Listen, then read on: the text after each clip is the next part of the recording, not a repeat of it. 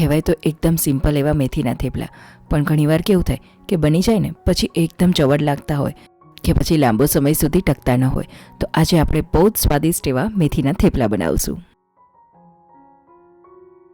અને થેપલા કરવા તો એકદમ કૂણી એવી મેથી. તો અહીંયા તો મેં એક મોટી વાટકી જેટલી મેથી ઝીણી સમારેલી લઈ લીધી. અને થેપલા કરતી વખતે તો કેવું કે બને ત્યાં સુધી એકદમ ઝીણી સમારેલી મેથી હોય ને એ રીતે જ લેવાની. અને સાથે એક નાની વાટકી જેટલી કોથમીર લઈ લીધી. અને થેપલા બાંધવા તો કોઈ બીજા વધારે લોટ નથી લીધા. અહીંયા તો બસ ઝીણો 2 કપ જેટલો રોટલીનો લોટ જ લઈ લીધો. તો આમ ટૂંકમાં કેવું કે 2 કપ જેટલો લોટ લીધો હોય ને તો એની સામે આ રીતે એક મોટી વાટકી જેટલી મેથી લઈ લેવાની. તો આ રીતે થોડી વ્યવસ્થિત માત્રામાં મેથી હોય ને તો જ એકદમ સરસ એવા થેપલા લાગે.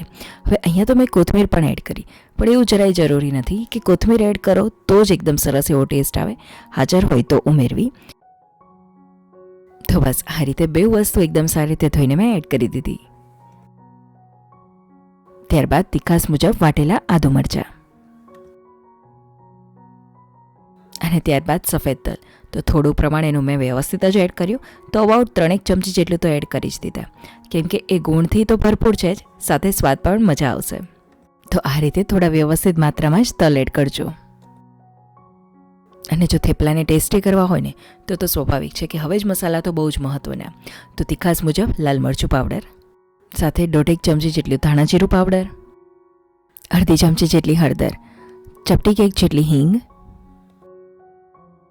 સાથે સ્વાદ પ્રમાણે મીઠું. તો આટલા લોટ મુજબથી આ રીતની નાની ચમચી હોય તો 1.5 ચમચી જેટલું તો એડ કરી જ દેવું પડશે. અને એમાંય આપણી ગુજરાતી વસ્તુ તો ગળપણ ખટાશ વગર તો અધૂરી. તો અહીંયા તો હું મારા સ્વાદ મુજબથી 2 ચમચી જેટલી ખાંડ એડ કરું છું. અહીંયા તો ખાંડની જગ્યાએ ગોળ પણ ચાલે, પણ ગોળ એડ કરો ને તો થોડો છીણીને જ એડ કરી દેજો, એટલે જેથી કરી એકદમ સહેલાઈથી લોટ બાંધવામાં ભળી જાય. તો ગળપણ તો અહીંયા આપણે એડ કરી દીધું, પણ ખટાશમાં આપણે દહીં એડ કરશું. હવે જો દહીં ના હોય તો એની જગ્યાએ લીંબુનો રસ પણ ચાલે, પણ આ રીતે દહીં એડ કરશો ને તો થેપલા આપણા એકદમ પોચા તો રહેશે. અને જો મુસાફરીમાં લઈ જવા હોય એટલે કે થોડા લાંબા સમય સુધી ટકાવવા હોય ને તો આ રીતે દહીં જ એડ કરજો. તો દહીંના લીધે સોફ્ટ તો થશે જ, પણ ઘણીવાર કેવું કે જ્યારે આપણે બનાવીને રાખી દઈએ ને પછી ખાઈએ ને તો એ ખાવામાં ચવડ લાગતા હોય. તો એટલા માટે 1.5 ચમચી જેટલો આપણે ચણાનો લોટ એડ કરી દઈશું. તો બસ ચણાનો લોટ તો કંઈ આપણે બહુ વધારે એડ નથી કરવાનો. આ રીતે બસ 1 થી 1.5 ચમચી પૂરતો જ, તો પણ એકદમ સરસ એવી સોફ્ટનેસ થેપલામાં આવશે. કેમ કે જો બહુ વધારે હશે ને તો એનો આગળ પડતો ટેસ્ટ આવવા લાગશે થેપલામાં, અને એ જરાય નહીં મજા આવે. અને થેપલાનો લોટ બાંધીએ ને તો એમાં જો મોળનું પ્રમાણ હોય ને તો જ સરસ બને. તો આટલા માપ મુજબથી અહીંયા મેં 4 થી 5 ચમચી જેટલું તેલ તો એડ કરી દીધું. તો લોટમાં બધી જ વસ્તુ એડ થઈ ગઈ. હવે આપણે તરત પાણી એડ નથી કરવાનું. પહેલાં તો બધું જ એકદમ સરસ મિક્સ કરી લેશું અને પછી જ આપણે પાણી એડ કરવાનું. અને પાણી પણ આપણે બધું જ એકસાથે નથી એડ કરવાનું, થોડું થોડું કરતાં જઈને જ એડ કરશું. કેમ કે કેવું કે મેથી સાથે મીઠું વળે તો થોડું પાણીનું પ્રમાણ છૂટશે. સાથે આપણે દહીં એડ કર્યું, મોણ એડ કર્યું, તો આ રીતે ધીરે ધીરે એડ કરીને જ બાંધતા જશું. અને અહીંયા તો કેવું કે એક વસ્તુ મેં એડ નથી કરી, તો એ છે અજમો. મને જરા થેપલામાં અજમાનો સ્વાદ નથી મજા આવતી, તો મેં એડ નથી કર્યો, પણ તમે તમારા સ્વાદ મુજબ એડ કરજો. અને અહીંયા તો મેં લોટ એકદમ સિમ્પલ એવો જ બાંધ્યો, એટલે કે લસણનો વપરાશ નથી કર્યો. પણ જો તમારે એડ કરવું હોય તો આદુ, મરચાં અને લસણ.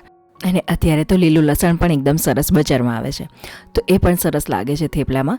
તો એને ઝીણું સમારેલું નહીં, પણ આદુ, મરચાં અને લીલું લસણને મિક્સરમાં જ એની પેસ્ટ બનાવી લેજો અને એને લોટમાં એડ કરજો. અહીંયા તો જ્યારે આપણે લોટ બાંધતા હોય ને ત્યારે મેથી બહુ છૂટી પડી જાય, કે પછી વણતી વખતે જો મેથી વધારે પડતી છૂટી પડતી હોય ને તો આપણે તો અહીંયા મેથી સીધી એમ જ એડ કરી દીધી લોટ બાંધતી વખતે. પણ એને થોડી એવી તેલમાં સાતળી લેવાની, અને તેલમાં સતળાયેલી જો મેથી હોય ને તો એ તમે જ્યારે લોટમાં એડ કરશો ને તો એ જરાય છૂટી નહીં પડે. પણ એવું તો ક્યારેક કરવાનું હોય કે જો બહુ જ વધારે પડતી છૂટી પડતી હોય ને મેથી તો જ, બાકી આ રીતે તો ઇઝીલી થઈ જાય. તો લોટ તો આપણો અહીંયા એકદમ સરસ એવો બંધાયેલો હોય, પણ સામે જો એટલા વ્યવસ્થિત થેપલા વણેલા ન હોય ને તો પણ એ થેપલા ખાવાની નહીં મજા આવે. એનું કારણ એ કે બહુ મોટું લુવું લઈ લીધું હોય અને એકદમ જાડા જાડા જો વણી લીધા ને થેપલા તો એ જરાય ખાવાની નહીં મજા આવે. તો બને ત્યાં સુધી આ રીતે એકદમ પતલા એવા જ આપણે થેપલા વણશું. અને થેપલું વણતી વખતે લોટનું પ્રમાણ આપણે બહુ ઓછું જ રાખવું, કેમ કે જો થોડો વધારે લોટ લઈને વણવામાં આવે ને તો એ થેપલું થોડું ચવડ લાગશે. અને આમ તો કેવું કે આપણે આમાં મોણનું પ્રમાણ વ્યવસ્થિત જ એડ કરેલું છે ને, તો એટલા પ્રમાણમાં લોટની જરૂર પણ નહીં પડે વણતી વખતે. અને હા, થેપલાને લોટ બાંધવાની અને વળવાની તો મેં વાત કરી, પણ સાથે છોડવાની પણ એની ખૂબી છે. હવે જ્યારે આપણે તવી પર થેપલું એડ કરીએ ને ત્યારે ગેસની ફ્લેમ બહુ વધારે નહીં રાખવાની અને સાવ ધીરી પણ નહીં. એકદમ મીડિયમ ટુ લો ગેસની ફ્લેમ હોય ત્યારે આપણે થેપલું એડ કરવાનું. જે લોકો આવી રસોઈ બનાવતા જ હોય ને એ લોકો માટે તો બહુ સિમ્પલ, પણ જેની શરૂઆત છે તો એ લોકો માટે તો આવી નાની નાની વાત પણ બહુ મહત્ત્વની રહેશે. તો બસ જોઈ શકાય છે કે ઉપરની સાઈડ થોડું ફૂલ્યું અને તરત તેલ લગાવીને એની સાઈડ ચેન્જ કરી લીધી, અને નીચેની સાઈડને પણ થોડી ફૂલવા દીધી અને એમાં પણ તેલ લગાવી લીધું. તો બસ આ રીતે બેઉ બાજુ મીડિયમ ટુ સ્લો ગેસની ફ્લેમ ઉપર શેકતા જવાનું. અને આ તો મેં સિમ્પલ તેલમાં શેક્યા, પણ જો તમે બાળકોને ટિફિનમાં આપતા હોય ને તો થોડું ઘી મૂકીને શેકજો, તો એ બાને આ શિયાળામાં એને થોડું ઘી પણ ખવાશે અને એ થેપલા સ્વાદમાં બહુ વધારે સરસ લાગશે.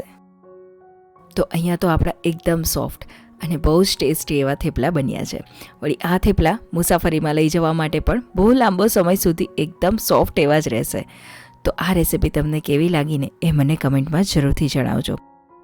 અને જો વિડીયો ગમ્યો હોય તો લાઇક, શેર તેમજ આ ચેનલને જરૂરથી સબસ્ક્રાઈબ કરજો. ખૂબ ખૂબ આભાર.